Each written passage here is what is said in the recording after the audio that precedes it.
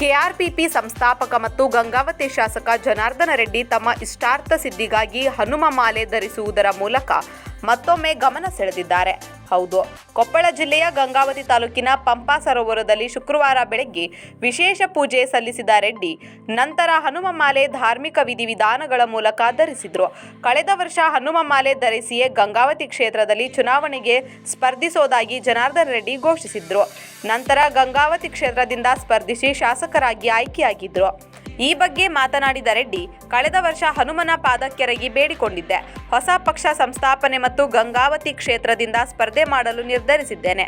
ನನ್ನ ಕಳೆದ ವರ್ಷದ ಸಂಕಲ್ಪವನ್ನು ಆಂಜನೇಯ ಈಡೇರಿಸಿದ್ದಾನೆ. ಈ ಬಾರಿ ರಾಜ್ಯದಾದ್ಯಂತ ಪಕ್ಷ ವಿಸ್ತರಣೆ ಮತ್ತು ಕಿಷ್ಕಿಂಧೆಯ ಅಭಿವೃದ್ಧಿ ಬಗ್ಗೆ ಸಂಕಲ್ಪ ಮಾಡಿರೋದಾಗಿ ಜನಾರ್ದನ ರೆಡ್ಡಿ ತಿಳಿಸಿದ್ದಾರೆ. 9 ಲೈವ್ ನ್ಯೂಸ್ ಕೊಪ್ಪಳ.